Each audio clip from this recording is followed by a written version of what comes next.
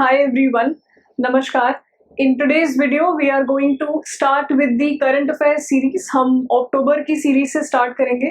ये पार्ट 1 है अक्टूबर सीरीज का, इसके बाद पार्ट 2 आएगा.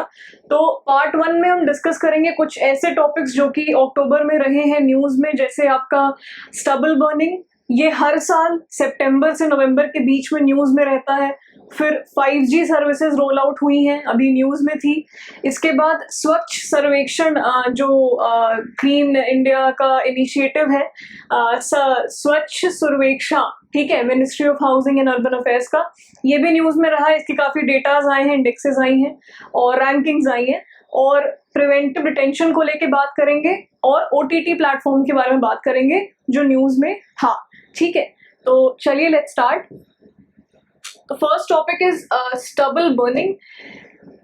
It is also known as पराली बर्निंग. ठीक है, इसको पराली बर्निंग कहते हैं. और ये जो एक इशू है, ये जो एक मुद्दा है, ये बेसिकली दिल्ली, NCR, पंजाब, हरियाणा, इन स्टेट्स में ज़्यादा से ज़्यादा हो रहा है since last few years. So what exactly is stubble burning?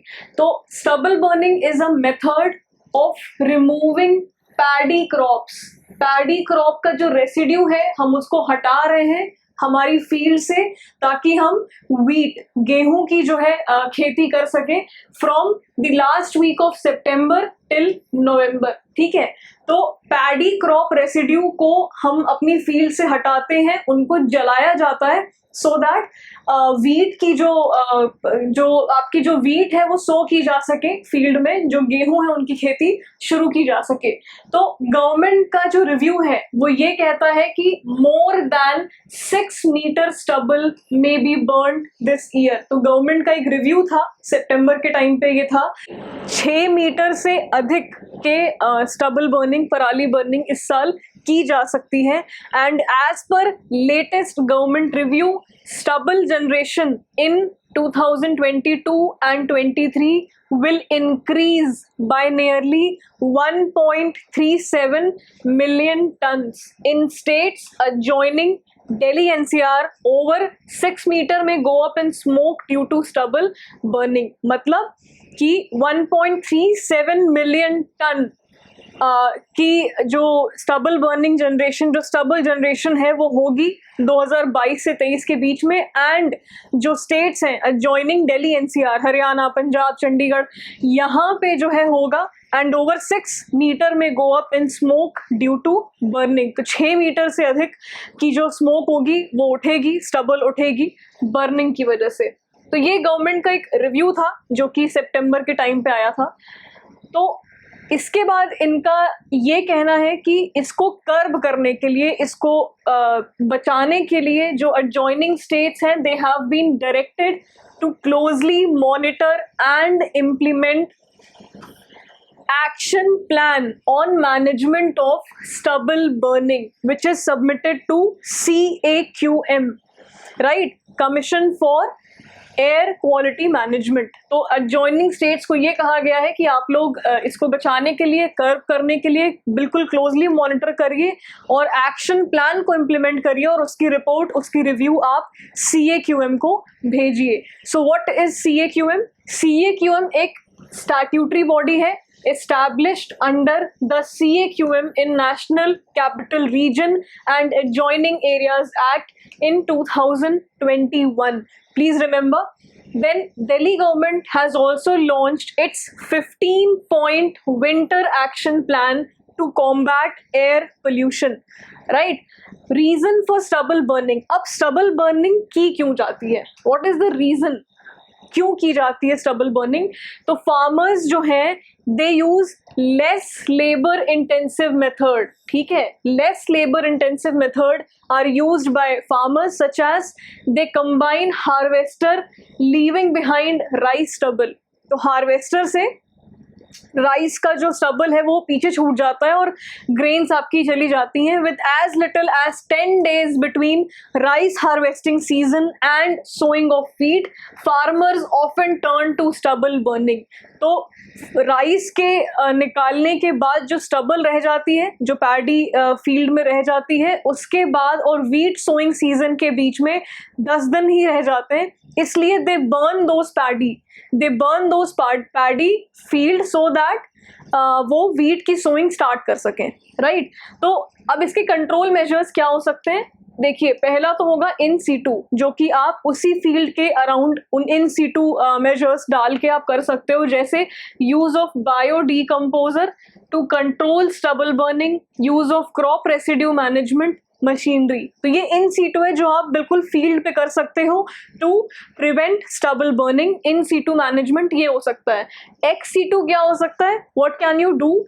तो use of paddy straw in biomass power generation. आप use of paddy straw in biomass power generation, what can you do with the paddy, with the leftover rice paddy? You can use those paddy in biomass power generation. ठीक है, आप उसको as a power generation एक straw दे सकते हो. Bio ethanol production में जा सकता है वो पैडी, को firing in thermal plants etcetera.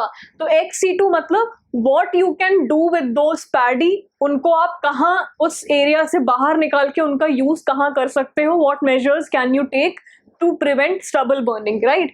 So you can use them as cattle fodder, you can use in furnishing material and packaging etc. They can be used XC2 anywhere. उसके जो possibilities हैं वो काफ़ी ज़्यादा है. The only condition is इसकी implementation तरीके से होनी चाहिए, right? So this has been in news. तो इस बार का जो रिव्यू कमेटी थी उन्होंने यही कहा, मेनली फैक्चुअल है ये हर साल न्यूज़ में रहता है. तो this is what is important. And mainly जो इम्पॉर्टेंट है इसमें वो है आपका CAQM. वो किस एक्ट से आया है, कब आया है, स्टैट्यूटरी बॉडी है. This point is important. Now another major news which was in news was the 5G services. तो 5G क्या है? 5G एक 5th जनरेशन, एक नेक्स्ट जनरेशन मोबाइल नेटवर्क है आफ्टर योर 4G नेटवर्क. आपके 4G के बाद 5G आपका रोल आउट हुआ है.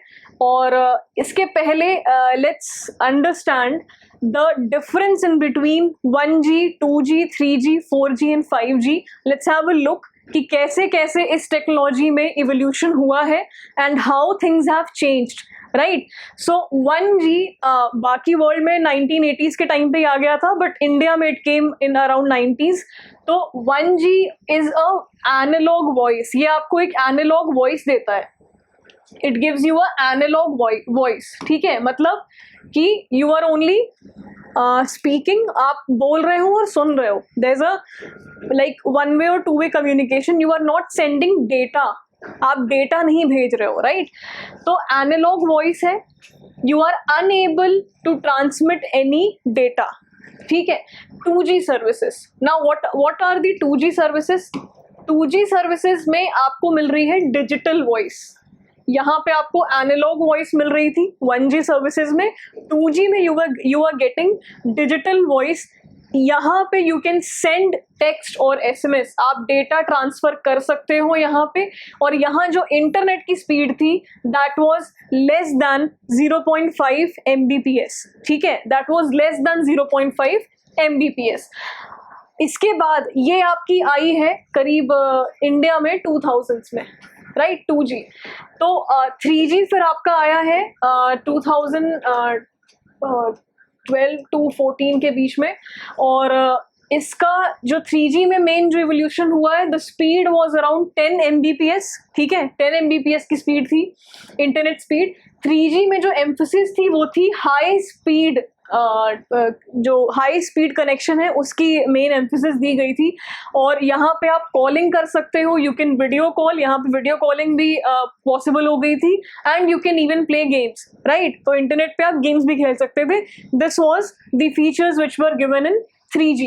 नाउ इसके बाद आता है 4G which rolled out in 2017 और 18. 18 के अराउंड। तो this is faster than 3G। हमारे अभी भी हमारे फोन्स में 4G चल रहा है, सबके फ़ोन में, ऑलमोस्ट सभी के फ़ोन में 4G is working. So 4G is faster than 3G and ये एक अपग्रेडेड वीडियो क्वालिटी दे रहा है। You can play various games और वो भी फुल HD मोड में, हाई डेफिनेशन मोड में। You can play various games over internet, then making the streaming more smooth. यहाँ पे आपकी जो लाइव स्ट्रीमिंग है, जो भी स्ट्रीमिंग है, आपकी गेम स्ट्रीमिंग हो रही है, वीडियो कॉल्स हो रहे हैं, तो वहाँ पे आपकी स्ट्रीमिंग काफ़ी स्मूथ हो रही है। लेटेंसी जो है, latency is very low. Now what do I mean by latency? Latency का मतलब होता है जब भी किसी दो सोर्सेस के बीच में डेटा ट्रांसफर हो रहा है तो लैगिंग का जो टाइम है, जो डिले है, दैट इज रिड्यूस्ड। तो लैगिंग का टाइम जब रिड्यूस हो जाता है तो लेटेंसी भी, मतलब लेटेंसी रिड्यूस हो रही है। Suppose if you are getting my video in a lagged manner, अगर मेरी वीडियो लैग कर रही है, that means my internet is not working, right? So that is what I meant by latency ratio, latency rate, I'm sorry, latency rate अगर कम है which means कि delay या lag कम है and you are getting the real time streaming, आपको बिल्कुल real time streaming मिल रही है just because your internet is fast. All right, now अब जो अक्टूबर में न्यूज़ आई थी वो ये थी कि 5G को रोल किया जा रहा है। इसमें क्या होगा, सभी devices, all devices will be able to connect to the internet. यहाँ पे लेटेंसी रेट काफ़ी लो हो जाएगा एंड जो स्पेक्ट्रम होगा वो 30 गीगाहर्ट्ज का होगा। मोर कनेक्शन डेंसिटी, मतलब ये it will B 10 times faster than your 4G। यहाँ पे the speed would be over 3 GB पर सेकेंड, तो यहाँ पे 30 GB पर second, I am sorry. So 5G में जो आपको स्पीड मिलेगी वो 30 GB पर सेकेंड की स्पीड मिलेगी। It will be a very fast network in comparison to your 4G। ठीक है, so this was a small comparison जो मैंने आपको बता दिया between 1G, 2G, 3G, 4G and the latest one which is your 5th generation. सो ये एक सिंगल टेक्नोलॉजी नहीं है, ठीक है, it's not a single technology but it is a combination, it is a amalgamation of various technologies such as massive multi-user multiple input multiple output MIMO. ठीक है, तो massive multi user MIMO enabled network, then your small cell stations to connect the base stations and users seamlessly. यहाँ पे small cell stations भी बनाए जाएंगे ताकि आपके जो यूजर्स हैं and your base stations they are connected without any issue. Then your mobile edge computing, ये भी एक टेक्नोलॉजी है that brings cloud computing closer to the user physically. ठीक है, तो mobile edge computing, then your massive multi user MIMO and small cell stations, ये आपके technology हैं जो कि which are being used in your 5th generation services. ठीक है, इसके बाद एक बीम फोर्सिंग होती है। बीम फोर्सिंग क्या है? Which can be visualised as a laser beam between transmitting entity and user. तो it will be like a laser beam. इसकी स्पीड इतनी तेज है। 5G is believed to accelerate the adoption of cloud gaming, augmented reality and virtual reality technology, IoT, Internet of Things, etc. and usher into wider use areas than 5G. ठीक है, अभी 2020 और 21 का जो प्रीलिम्स हुआ था उसमें सवाल आए थे आपके IoT के ऊपर, इंटरनेट ऑफ थिंग्स के ऊपर and augmented reality and your virtual reality. So these technologies, हम आगे भी बात करेंगे इनके बारे में। These technologies are only possible when you have a very faster internet connection and these technologies will be possible with your 5G connections। ठीक है, तो this includes areas such as healthcare। कहाँ यूज़ होगा इसका? अच्छा यूज़ होगा healthcare, fintech, agriculture, livestock, smart applications, education, basically हर sector में जहां इंटरनेट का यूज़ हो रहा है with using such technologies and a faster internet, ये बहुत ही अच्छी स्मूथ प्रोसेस हो जाएगी, राइट? तो अभी स्पेसिफिकेशंस में if we compare 4G 5G and 6G, जिसका 6G का जो टारगेट लॉन्च है वो by end of this decade है, अभी तो 5G लॉन्च हुआ है। तो एक स्पेसिफिकेशन में I will just go through the points. तो स्पेक्ट्रम, जो फ्रीक्वेंसी बैंड होती है, जो स्पेक्ट्रम होती है, वो 4G की है योर 600 मेगाहर्ट्ज, 700 मेगाहर्ट्ज, देन 1.7 और 2.1 गीगाहर्ट्ज, 2.3 गीगाहर्ट्ज एंड 2.5 गीगाहर्ट्ज। ठीक है, वेराज यहाँ पे स्टार्ट ही हो रहा है ये 6 gigahertz and above your 24.25 gigahertz up to 100 gigahertz. तो यहाँ अप टू 100 गीगाहर्ट्ज तक की बात 5G में की जा रही है अभी जो हमें मिलेगी। 6G में जो आएगी आपकी, वो आएगी सब 6 gigahertz and 95 gigahertz to 6 terahertz, तो 3 टेराहर्ट्ज। ठीक है, तो यहाँ पे आपकी सीधा टेराहर्ट्ज तक बात जा रही है, गीगाहर्ट्ज के ऊपर। पीक डेटा रेट्स जो हैं वो 4G में 1 Gbps थे, 5G में आपको मिलेंगे अप टू 20 Gbps एंड यहाँ पे 6G में आपको मिलेंगे 1000 Gbps, राइट। काफ़ी फैक्चुअल है ये, इट्स जस्ट अ कंपैरिजन। कई बार ऐसे ऑप्शंस में ना दे गिव अ स्टेटमेंट ताकि आप एलिमिनेट कर सको। ठीक है, तो लेटेंसी, जो end to end delay which we talked about अभी, तो लेटेंसी यहाँ पे 4G में आपको मिलती थी 60 to 100 मिली सेकेंड्स की। 5G में you will be getting a latency of only 5 milliseconds, up to 5 milliseconds, और 6G में you will be getting a latency of 1 millisecond. मतलब कितना एंड टू एंड डिले कितना reduce हो जाएगा 6G में, we can have a idea. Now another issue which was there in October, वो था आपका स्टॉकहोम कन्वेंशन के ऊपर POPRC 18, जो कि उसकी 18th मीटिंग हुई थी। तो 18th meeting of persistent organic pollutant review committee to the Stockholm convention, POPRC 18, it was held in October. थोड़ा सा स्टॉकहोम कन्वेंशन के बारे में जानेंगे। स्टॉकहोम कन्वेंशन एक ग्लोबल ट्रीटी है, it's a global treaty to protect human health and environment from POPs। What are POPs? Persistent organic pollutants. ठीक है, तो POPs are your persistent organic pollutants, जो कि आपके एनवायरनमेंट में आपको मिलेंगे और they have a huge health, बहुत हेल्थ हज़ार्ड है ये, बहुत बड़े, बहुत डेंजरस हैं ये हेल्थ के लिए। तो POPs आर परसिस्टेंट ऑर्गेनिक पोल्यूटेंट। ये बेसिकली केमिकल सब्सटेंसेस हैं that persist in environment for a long period. ये काफ़ी लंबे समय तक के लिए एनवायरनमेंट में प्रेजेंट होते हैं। They bioaccumulate in living organisms, right, and they adversely affect human health, environment and have property of long range environmental transport. They get transported to a very long range. ठीक है, ये बहुत ज़्यादा transport होते हैं, इनकी as काफ़ी ज़्यादा होती है, काफ़ी लंबे समय के लिए ये एनवायरनमेंट में रहते हैं, and they are affecting human health adversely. Now, Stockholm Convention is legally binding. ठीक है, ये लीगली बाइंडिंग है, बहुत इंपॉर्टेंट पॉइंट है। इंडिया ने स्टॉकहोम कन्वेंशन को रैटिफाई किया है इन द ईयर 2006। तो India has ratified the Stockholm convention in 2006। Also ministry of environment ने रेगुलेशन ऑफ POP रूल्स 2018 में नोटिफाई किया था under EPA, Environment Protection Act of 1986. तो Ministry of Environment has notified the rules of POP. POP के rules 2018 में आए थे, इसको Environment Protection Act के अंदर में इन्होंने नोटिफाई किया था।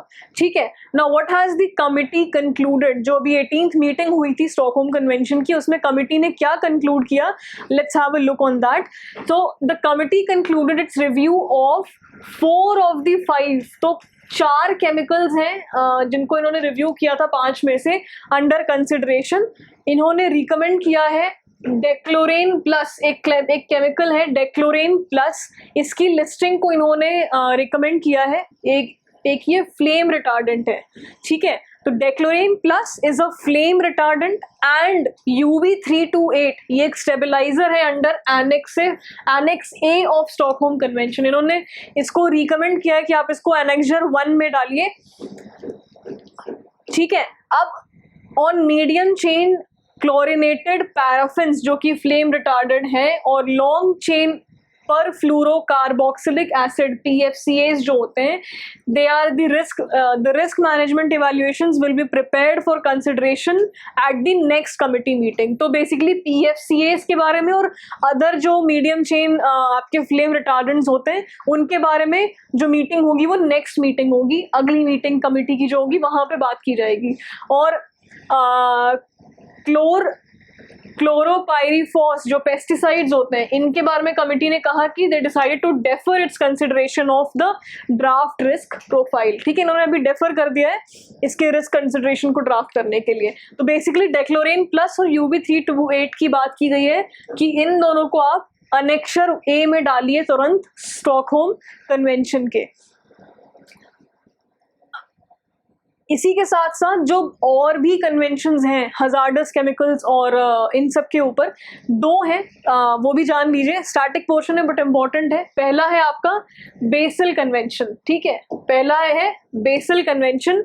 बेसल कन्वेंशन किस लिए है? Basal convention is on the control of trans-boundary movement of hazardous waste and their disposal adopted in 1989। तो trans-boundary जो movement हो रही है हजार्डस वेस्ट की या केमिकल की, उसके ऊपर बेसिक कन्वेंशन बनाया गया है। अनदर कन्वेंशन है आपका Rotterdam convention which is on the prior informed consent procedure for certain hazardous chemicals and pesticides in international trade. ठीक है, तो रोटरडैम इज फॉर दिस, याद रखिएगा बिकॉज दिस वाज रिलेटेड, इसलिए इसको यहाँ पे मेंशन किया गया है। Another topic which was in news related to Indian polity was preventive detention, Article 22. So, Supreme Court ने रूल किया है कि preventive detention is a serious invasion of personal liberty. We already had a discussion on Article 22। हमने ये भी बात करी थी कि किस एक्सटेंट पे जो लिबर्टी है वो कॉम्प्रोमाइज़ हो रही है या नहीं होनी चाहिए, या क्या उसके प्रोविजंस हैं जो कि कॉन्स्टिट्यूशन में मेंशन्ड है। But in October itself supreme court has ruled, इन्होंने ये बोला कि preventive detention is a serious invasion of personal liberty. Right, now let's have a look कि क्या था न्यूज़ में।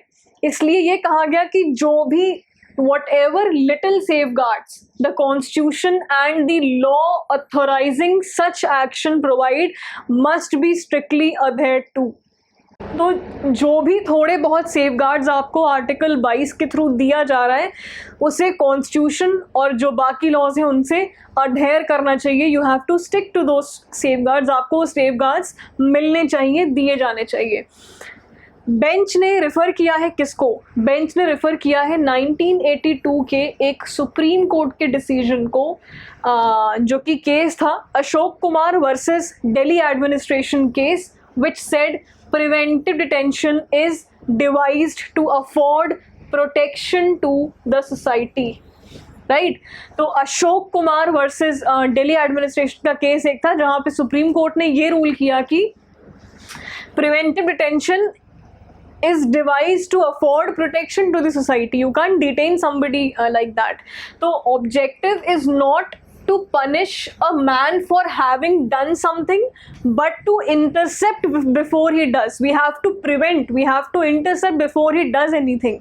Right? It's not like you can't punish a man for if he can do or not, वो कर सकता है नहीं कर सकता है, आप उस बेस पे पनिश कर दो, नहीं, but you have to prevent him from doing any such activity. तो आपको उनके करने से पहले, बिफोर ही does it, you have to prevent it. Also in Ram Manohar Lohia versus state of Bihar के केस में सुप्रीम कोर्ट ने कहा कि only the most severe of acts could justify preventive detention. बहुत सिवियर एक्ट्स जो होंगे सिर्फ वही प्रिवेंटिव डिटेंशन को जस्टिफाई कर सकते हैं। राइट, अदरवाइज जो डिटेंशन है those are not justified. This is what supreme court has said in Ram Manohar Lohia versus state of Bihar. Now let's have a look what exactly we mean by preventive detention. Although हमने इसको polity series में cover किया है, but ठीक है, यहाँ भी थोड़ा बेसिक्स जान लेते हैं। So it refers to taking into custody an individual who has not committed a crime yet, जिन्होंने अभी crime commit किया नहीं है, but the authorities believe him to be a threat to law and order. तो preventive detention basically एक ऐसा law है, एक ऐसा detention है, एक ऐसा प्रोसेस है जहाँ पे आप एक पर्सन को डिटेन कर रहे हो सिर्फ एक शक के बेसिस पे कि he can commit a law, he can commit a crime. He has not committed that crime as of now, but he can commit that crime and authorities think कि वो एक danger है law and order के लिए. He is a threat to law and order. तो what has Constitution mentioned? Constitution ने क्या कहा है? Constitution of India gives protection against arrest and detention under Article 21 and 22, Clause 1 and 2. These protections are not available to a person arrested or detained under preventive detention laws. ठीक है, तो ये उन लोगों को अवेलेबल नहीं है जो कि प्रिवेंटिव डिटेंशन लॉ के अंदर आर्टिकल 22 क्लॉज 3 के अंडर में डिटेन किए गए. ये लॉज कौन से हैं? Criminal procedure law, your CRPC, then NDPS act, then UAPA unlawful activities prevention act. आपका ये परमिट करता है प्रिवेंटिव डिटेंशन को. सो दीज लॉज CRPC हो गया, UAPA हो गया, NDPS हो गया, so they are permitting preventive detention. ठीक है. Now there was a report, crimes in India report of 2021. इसके बारे में बात करते हैं. एक रिपोर्ट आई थी 2021 में, क्राइम्स इन इंडिया, जिसका डेटा ये कह रहा था कि in India over 1.1 lakh people were placed under preventive detention in 2021, which was highest since 2017. 2017 के बाद 2021 एक ऐसा साल था जहाँ पे highest number of people were detained under your preventive detention as mentioned by Crimes in India report 2021. Right, तो एक डेटा था I just gave. Now there are two terminologies जो कि न्यूज़ में थी उस समय. पहली है AUKUS. ठीक है, ऑकुस जो कि शॉर्ट फॉर्म है ऑस्ट्रेलिया, यूके और यूएस का. तो A is for Australia and then Australia, UK, US. Let's have a look. China has reportedly withdrawn its draft resolution against AUKUS grouping at International Atomic Energy Agency. IAEA को लेके China ने अभी withdraw कर लिया है. So China has withdrawn its draft resolution as of now. This has come in backdrop of India's deft and impactful diplomacy whereby India helped many smaller countries take a clear stand on the Chinese proposal. ठीक है, तो AUKUS क्या है? AUKUS is a new three way strategic defence alliance. ये एक 3-way strategic defense alliance है between Australia, UK and US. Important to note, याद रखिएगा. इनका ऑब्जेक्टिव है to build a class of nuclear propelled submarines work together in Indo-Pacific region whereby the rise of China is seen as an increasing threat and develop wider technologies. Right, तो AUKUS अगर news में आता है so it's a 3-party alliance, strategic defence alliance. So you have to remember this. Another term which was in news was professor of practice. ठीक है, तो अभी UGC की नई गाइडलाइंस आई थी जहां पे इन्होंने क्लियर किया कि प्रोफेसर ऑफ प्रैक्टिस जो है वो पोस्ट होंगी एक्सपर्ट्स के लिए. This post will be for experts. तो 3 new categories have been created. Professor of practice funded by industries. Professor पहली है इंडस्ट्री आपकी जो क्राइटेरिया है, कैटेगरी है. दूसरी है funded by higher education institutions and third is from on honorary basis. ठीक है, तो अब ये पोस्ट क्या है? About the post let's have a look.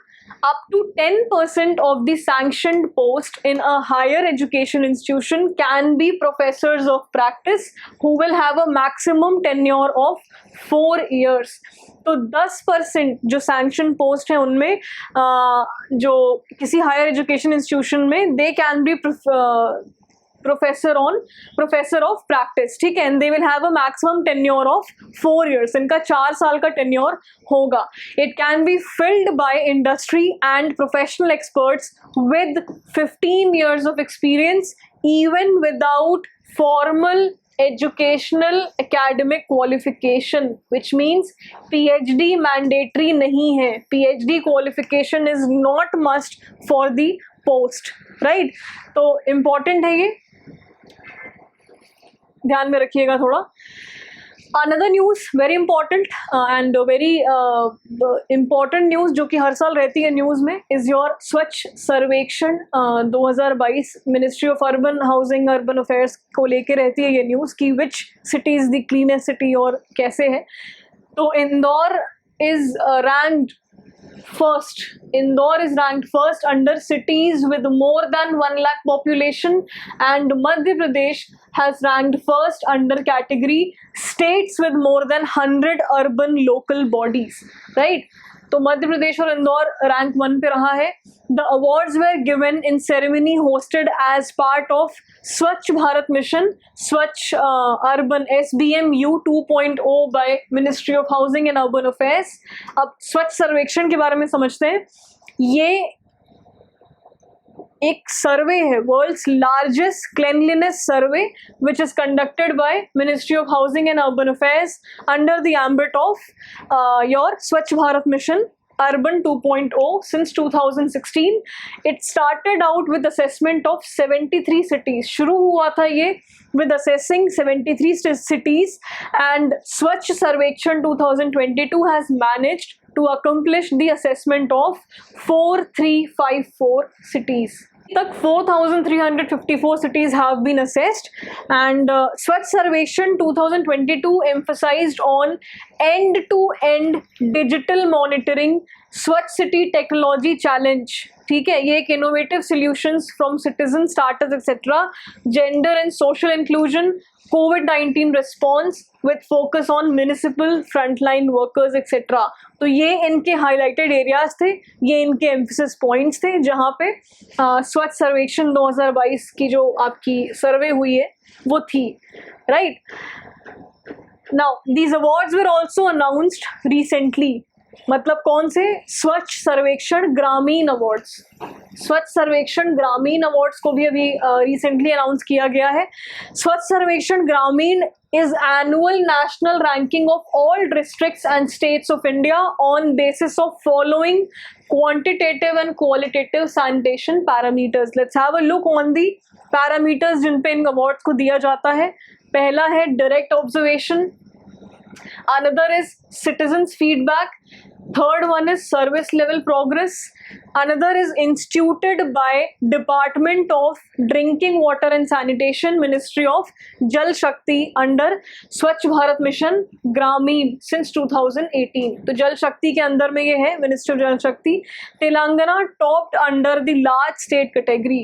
Important to note, Telangana topped under the large state category and Andaman and Nicobar Islands under small states and UT category. ठीक है, तो मध्य प्रदेश की वहाँ हुई थी अर्बन वाले केस में, और यहाँ पे तेलंगाना और तेलंगाना लार्ज स्टेट की कैटेगरी में था और अंडमान निकोबार लार्ज UT के अंडर में था.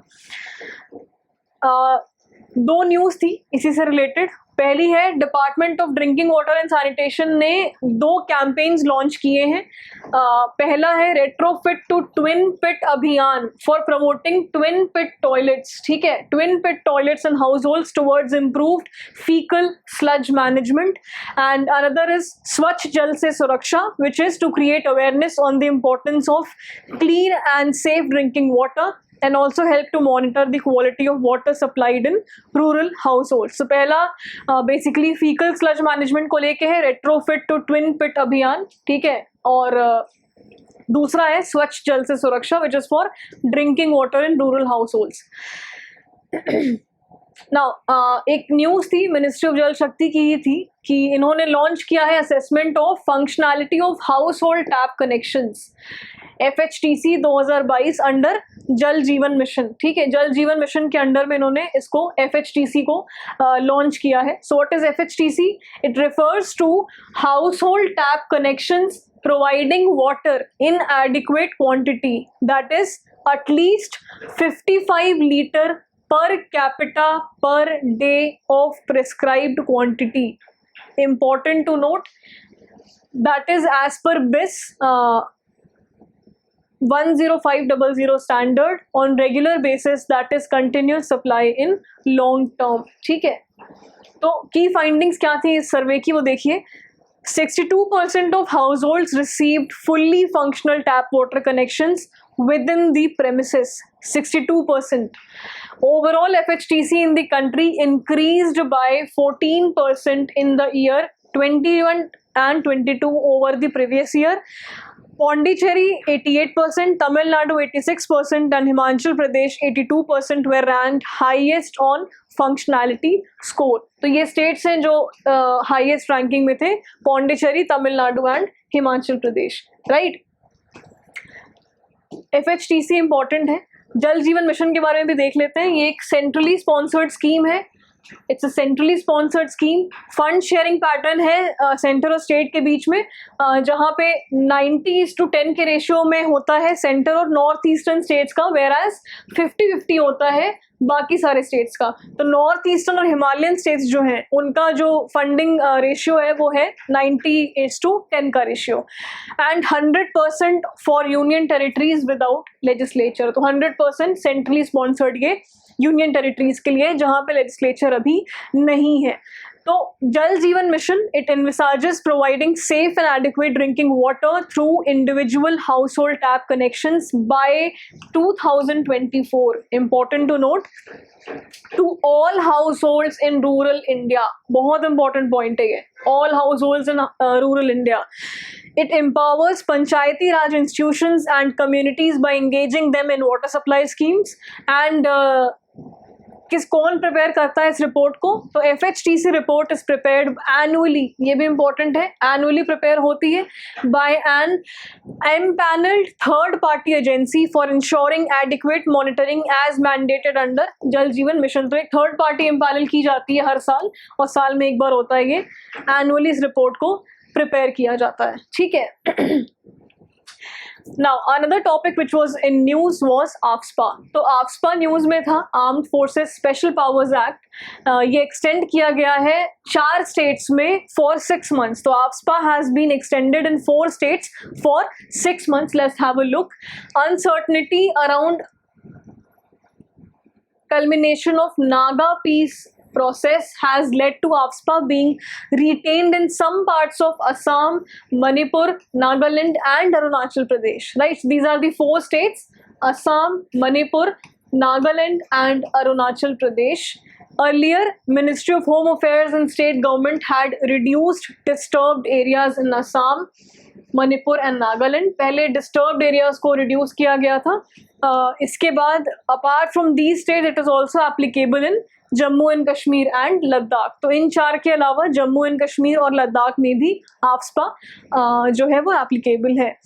Now AFSPA है क्या? तो it grants special powers to the armed forces, right? It grants special powers to the armed forces to bring back order in your disturbed areas. जो disturbed areas हैं वहाँ पे वापस order लाने के लिए जो है AFSPA को grant किया गया है armed forces को. 4 स्टेट्स हैं जहाँ पे भी 6 महीने के लिए एक्सटेंड किया गया है, वो याद रखिएगा: Assam, Manipur, Nagaland and Arunachal Pradesh. Disturbed area कहाँ डिक्लेयर होते हैं, कैसे डिक्लेयर होते हैं? Disturbed areas are declared under section 3 of AFSPA act 1958 when a part, जब कोई एक पार्ट या होल ऑफ स्टेट और यूटी, ठीक है, कोई एक पार्ट या होल ऑफ स्टेट और UT is in such a condition that the use of armed forces in aid of civil power is necessary. Right. Disturbed areas are declared by governor of the state. Governor इनको declare करते हैं and administrator of UT और by central government. ठीक है. तो AFSPA grants extraordinary powers under Section 4 of AFSPA Act and immunity Section 6 to the armed forces to bring back order in disturbed areas. Tripura ने revoke किया था इस act को. Tripura revoked the act in 2015 and Meghalaya was under AFSPA for 27 years until it was revoked by Ministry of Home Affairs in 2018। Factual है but important है। Nobel peace prize, Nobel prize 2022, तो Nobel prize for physiology और medicine के लिए भी award किया गया था। फिजियोलॉजी और medicine for research on extinct hominins and human evolution. ठीक है, तो किसको अवार्ड हुआ? It was awarded to Swedish geneticist Svante Paabo for sequencing genome of Neanderthal. ठीक है, इन्होंने निएंडरथल जो कि एक ह्यूमन स्पीशीज है जो कि एक्सटिंक्ट हो गई थी 30,000 साल पहले, उनके जीनोम को इन्होंने सीक्वेंस किया है। His research has resulted in the rise of a new scientific discipline called paleogenomics. Paleogenomics एक नई scientific discipline इनकी research से आई है, जिसका मतलब है study and analysis of genes of ancient or extinct organism। तो हम extinct जो species हैं, जो genes हैं, उनकी हम स्टडी और एनालिसिस अगर करते हैं, that study is known as palaeogenomics, right.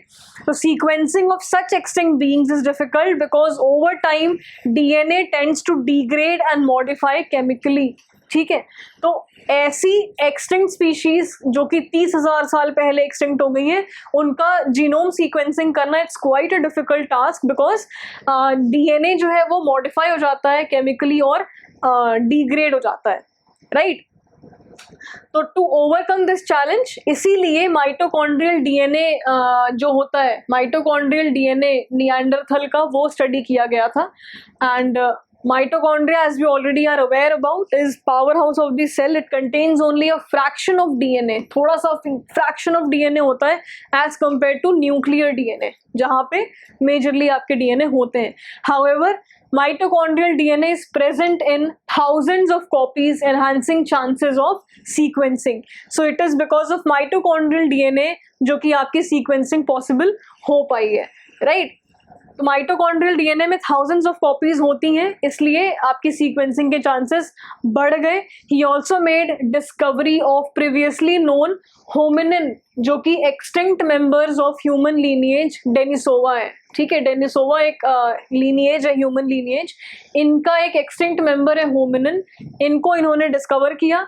He concluded that gene transfer had occurred from these extinct hominins to Homo sapiens following the migration out of Africa around 70,000 years ago, which means the genetic transfer has occurred 70,000 years ago from hominin, आपका hominin से और Africa से जो है 70,000 साल पहले ही extinct हो गए थे होमिनिन्स, और जीन ट्रांसफर हुआ है होमिनिन से होमो सैपियंस में। अब न्यूक्लियर डीएनए और माइटोकॉन्ड्रियल डीएनए की बात हो रही थी, तो let's look at the major differences. यहाँ पे न्यूक्लियर डीएनए जो होता है वो एनक्लोज्ड होता है, right, it is in enclosed form. यहाँ पे होगा आपका nuclear DNA. Mitochondrial DNA enclosed नहीं होता। Nuclear DNA linear in shape होता है, यहाँ mitochondrial DNA circular in shape होता है। Nuclear DNA is sourced from both parents, whereas mitochondrial DNA is sourced from maternal source only. ये बहुत important point है, mitochondrial DNA is sourced from maternal source only. तो पहले क्या था, अब देखिए जो केमिकल मॉडिफिकेशंस की गई हैं, जो केमिकल मॉडिफिकेशंस फ्रैगमेंटेशन होती हैं या कंटामिनेशन कहते हैं जिनको, वहाँ से हमें ये डीएनए मिला है।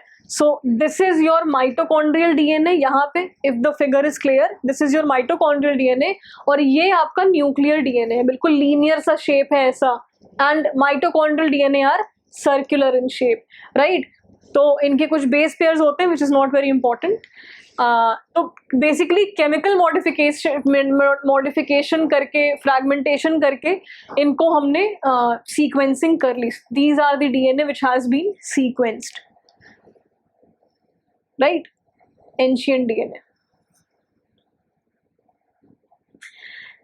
नाउ लास्ट न्यूज़, जो लास्ट इशू है वो हम डिस्कस करते हैं।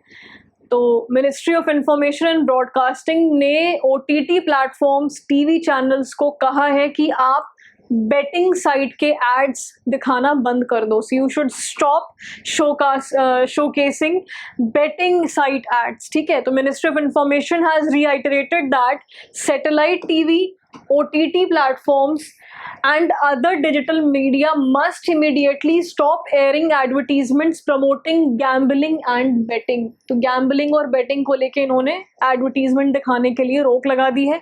It poses a significant financial and socio-economic risk for consumers, especially youth and children. Ministry said that since betting and gambling is illegal, it is illegal. अभी हमने बात करी थी एक वीडियो में हमारे, illegal in most part of the country. Any direct or surrogate advertisement of online offshore betting promotes platforms are also illegal. तो ऐसा कोई भी advertisement वो भी illegal ही माना जाएगा. Surrogate advertising क्या होती है?